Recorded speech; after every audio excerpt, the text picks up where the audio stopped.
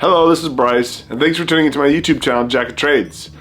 In this video, we're going to continue our build series with the HPI Baja 5B Flux, where we, in the last video, we started to build up the rear chassis plate, and we got as far as getting the rear suspension mounted and installed, shock towers installed, the gearbox is done, and all that's mounted to this chassis plate. In this video, we're going to start building up the chassis from the rear forward, and then we'll get to a point where we then take that chassis and we marry it to the main chassis, and that's where we really start to see a car taking shape. So yeah, that's the plan for this video. Alright, I'll go ahead and flip the camera around now so we can get going on the build. Thanks for watching. The last build we stopped at step 70, or we finished step 70. Step 70 took us into step 12 on page 65 for the Flux specific build. And that's where we're going to start this video off, with step 12 in the Flux version portion of the build.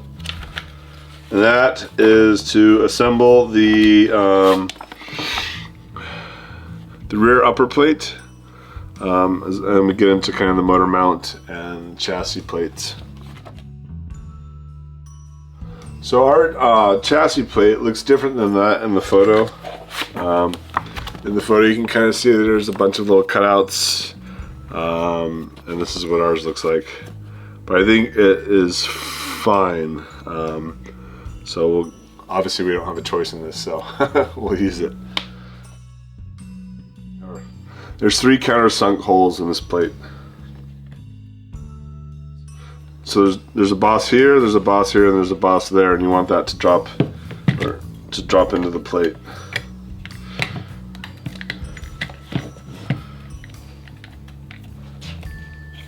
And it might need some kind of wrestling with the plastics to do that. That's step 12. Moving on to step 13. We start assembling the motor plate. So that bearing can be found in bag J. I guess if you strictly follow the manual, we haven't opened bag J yet. But I don't see where oh, here we go. Bag J gets opened up in step 81. Which we never see as a Flux build, so there's kind of some inconsistency there. Basically for step 13, we need to open up bag J. Pinion gear that will never get used. This is for the, if you have a clutch bell.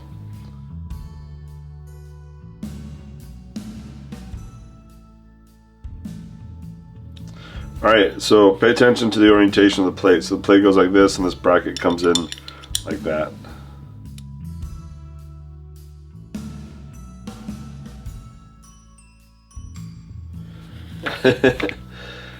More typos. Step 13, and then it goes 13, 11, 12, 13. Okay, I'm gonna mark these up. This is 14, 15, 16, 17, so let's cross these off. And then going back to here, we open bag J. So that's a pretty sloppy section of the manual here. Let's see how bad it gets into here. So we're at 17, 18, 19, 20, 21. So it's all out of sync now, and this is 22. And that's where we're probably stopped today. Alright, so we're done with step 13. Moving on to step 14.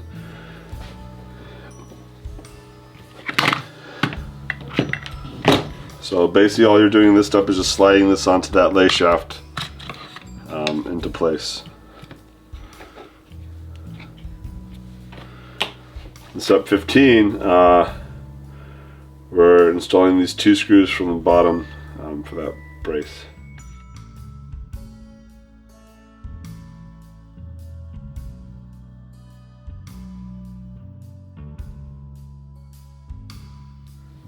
So we're installing these screws to line up the holes with the through holes with the tapped holes, and then we'll go ahead and tighten up these screws on the bottom.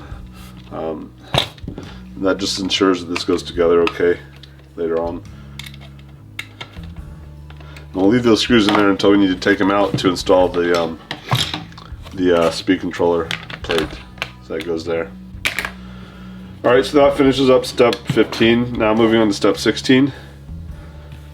We are installing the motor. Okay. Alright, so here's our motor, a red bolt can motor. Goes in like that.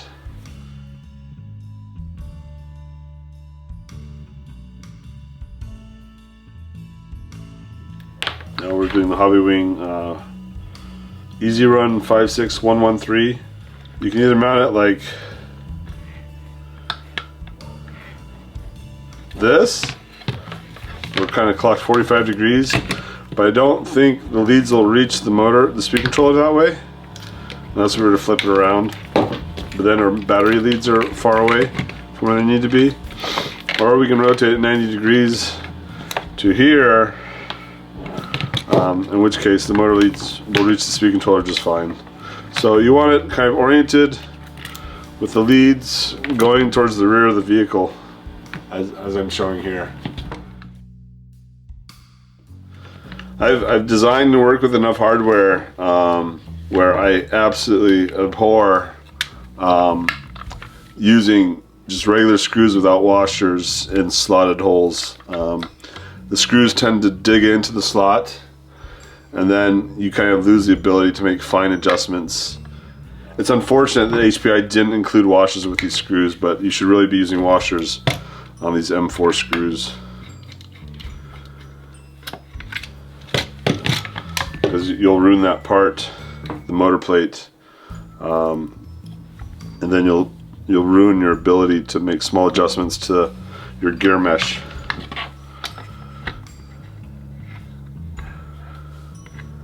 And it's interesting that they give you adjustment for the electric motor, but on the gasoline engines there was no adjustment here. It was a fixed relationship, and the mesh just kind of, occasionally your mesh would get tweaked depending how bad your chassis was bent up from running your car hard. But in general, the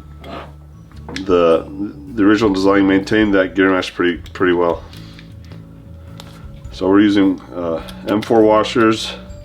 The slots are big enough for just a standard washer, so yeah, we can move that back and forth and adjust our mesh. And those washers work out nicely. I don't have to worry about ruining that motor plate by over tightening these screws and digging into the slots. Whenever I design hardware, I always make these counterboard slots big enough for a standard washer to drop in there. So moving on to step 17, looks like we're going to install the pinion and the spur gear. So let's start with the spur gear. So it's actually a really clever design that HPI came up with for this.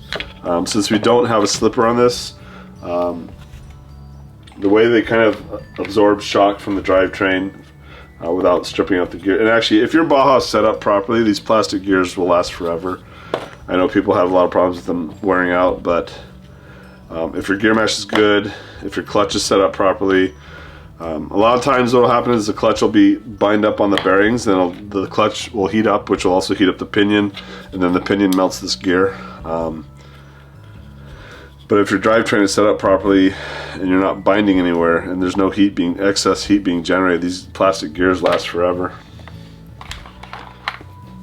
And this is under kind of standard power houses. When you start throwing in the big bore engines, I can't make any claims as far as longevity of your drivetrain. So anyways, as I was saying, HPI had kind of a clever design here. Because there's no slipper, they use these rubber dampers to take up some of that shock, so that it doesn't strip out those teeth. So basically put the rubber, well, you can do this two ways. You can either do what I did, where where you put the dampers in the spur gear first and then you drop in the carrier. Or you can put them on the carrier first, but if you put them on the carrier first, then you have to get them oriented properly, and usually that's much more difficult to do. And then don't forget this guy. This is the spacer. If you forget this, the spur gear will rub up against this plastic backing plate, so that prevents the spur gear from rubbing up on that backing plate. And that's a common mistake that people make. There's a screw for the motor that sits behind the spur gear, so you can't get to that without taking the spur gear off. So what you want to do is set the mesh and then tighten the first 3 screws, pull the gear off, tighten the last screw, put the gear back on. So that's what we'll do. Yeah, this is a 17 tooth pinion, and they give you a 14 tooth for the electric motor. So this is the one place where you probably want to use red thread lock, but again, you'll have to use a torch to get it off later. So I'm sticking with blue. I might regret that later on. And in this case, the hub for the pinion gear faces out. So find that flat on the motor and make sure you're kind of lined up with the spur gear, and wrench down on that guy. Now we'll go ahead and set the mesh. So for setting the mesh, it's a tried and true method of using a piece of paper.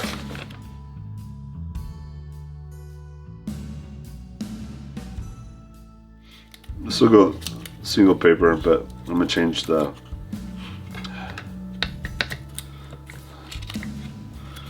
pattern I tighten in. So squeeze up here, not back here, because you'll tweak the motor a little bit. So squeeze up there, let it float, tighten. I'll just go ahead and loosely tighten 2 screws and check it. That feels better. The smaller your pinion is, the more important gear mesh is, because you have less teeth engaged with the spur gear.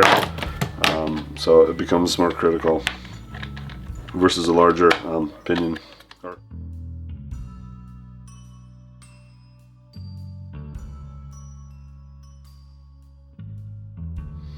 So my backing plate was a little tweaked.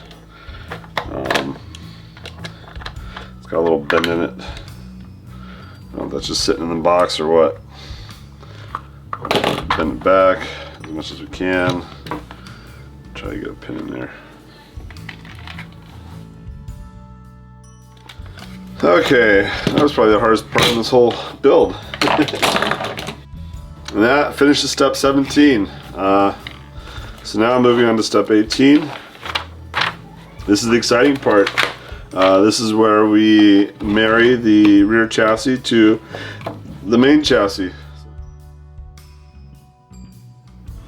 Alright, so we're going to bring this guy into here, so, but we're going to do it from the other side because we have to bolt in those 4 screws from the bottom. And these are these guys here.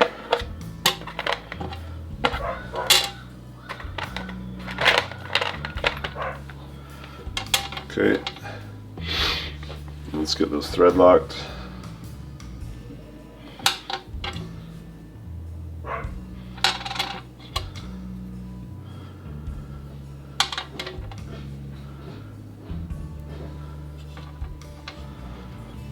Or this is what I was talking about earlier about this antenna getting damaged.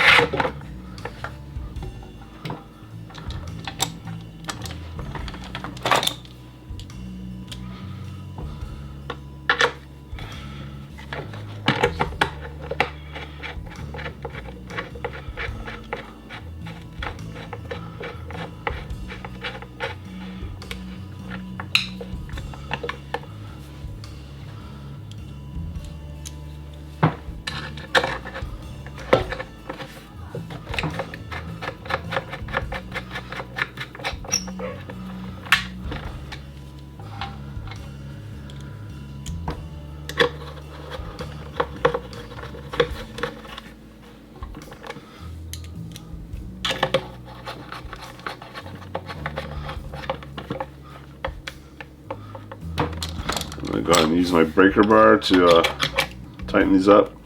If I can't, oh look at that, it's full of gunk. I had cleaned these in a tumbler and I might have tumbling media in there, so I can't really wrench on it.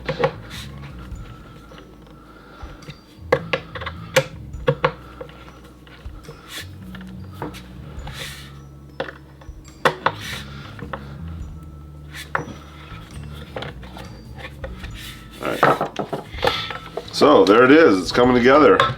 We have almost a car. That looks nice. Now we get into step 19, where we install this speed controller plate. There's a little chassis brace that goes here. So that part is plastic. I don't know why you would want it to be plastic. I would think you'd want this to be aluminum, considering how much aluminum they have elsewhere.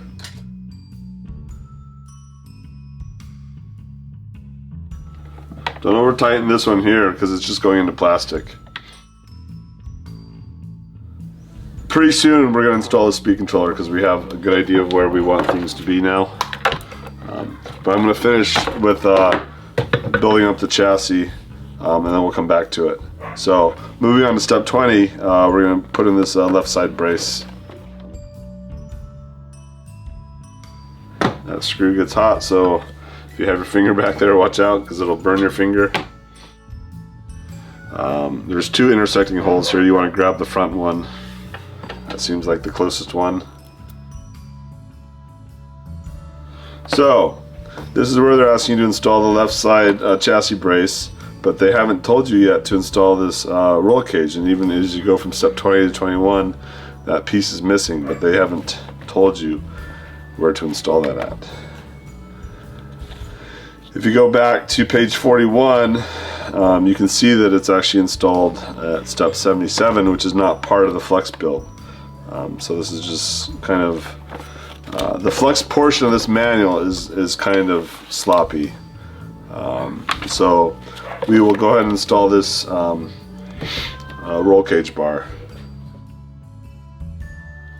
We got the roll cage bar, it drops in, and then there's two screws that come in from the bottom. So let's go back to page 41, see if we can find those two screws. Looks like bag I is where we want to go. And these are also going into plastic, so no thread lock needed, and don't over tighten them. So just flip this on its side. So finish trimming this off. You want this roll cage to lean back, so keep that in mind. You don't want to do that. You want to do this, where it's leaning towards the back of the vehicle. So step 77 is kind of important because you have to do it for the Flux Build, even though it's not included. Okay. So now we get back into our Flux stuff with these side chassis plates or reinforcements.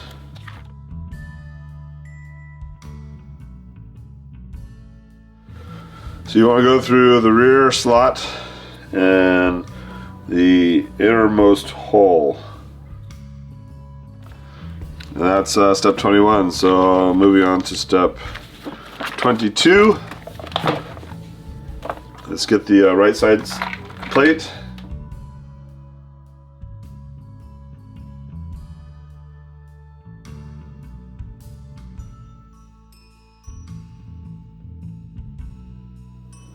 Alright, that's another typo. So this is an M6 by 18. Alright, so it's another typo in the manual. If it's tight, it's because you're squeezing this too much. Or not too much, you're just squeezing it, right? So come in here and loosen that screw for that roll cage. There, and that'll pop in. And go back and tighten that up. And that, I think, concludes our chassis build, or at least, you know, the chassis portion of it. We still need to do the roll cage, shocks, and wheels, but we're a lot closer to wrapping this up. So now it tells you to go to stage 90, step 90, page 48. Alright, so yeah, we build the roll cage, get that installed, then we get into the shocks, then we got the wheels, and then the body, and that's it. We're getting closer. It has been a fun build, just some little weird problems with the manual, typos, kind of just, it's a sloppy manual when it comes to the Flux Build. Alright, I think before we close out this video, I'm going to go ahead and install that speed controller, just to get it out of the way. There's holes on the back of the speed controller, and it should line up, and they do. Okay. I don't know how I missed that. Alright, I was going to use sticky tape, but then I discovered that we have these holes here that seem to work. What's up, Garrison? I am recording. Oh, where's my phone? I'm not going to tell you. What? What? I need it charged. Why does it have to be charged? It only needs to be charged if you're going to use it. I'm gonna use it. Are you? This is who? Me. Alright, go inside. I need to start talking. Okay. You get my phone.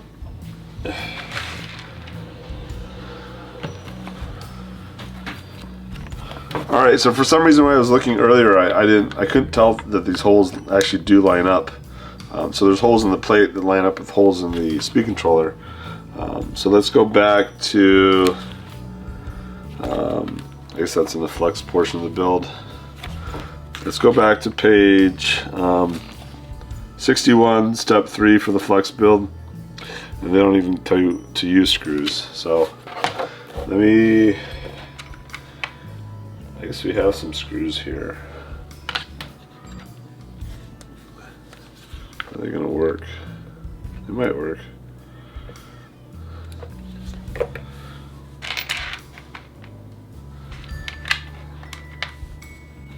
So I've got 4 of these kind of self-tapping flange head button head screws. Then I'm going to try to use. Hopefully I don't need them somewhere else. But before I do that, I need to drill out these holes. These holes are too small. So the instructions are telling you to use sticky tape, but this is a massive speed controller. I don't think sticky tape is going to keep it in place. So just open these up. You can use an 1/8 inch drill. Just depends on what screws you're putting through here. Oops.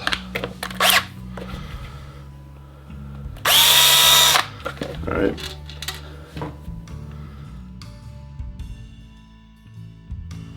So this ends towards the front of the vehicle. So we want this to go like this.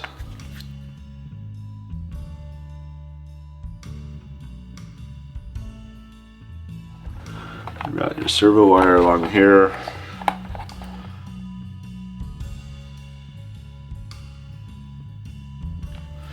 So that goes into channel 2.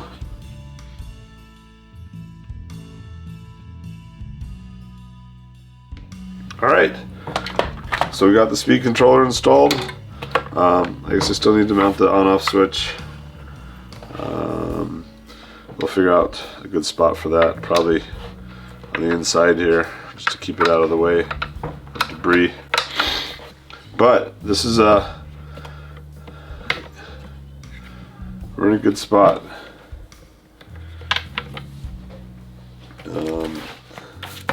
So I think that is a wrap for this video. We made some really good progress. It didn't take as long as I was expecting it to. We ran into some problems with the manual, but I worked it out. So yeah, I'm excited. Next we'll do a roll cage and probably go ahead and try to tackle shocks and roll cage in one shot in the next video. But that's a wrap on this one. Thank you for tuning in for this video and sticking around all the way through the end. Hopefully it was helpful. If it was, please like and subscribe. It helps out the channel. And that's it. Thanks again. Have a good one.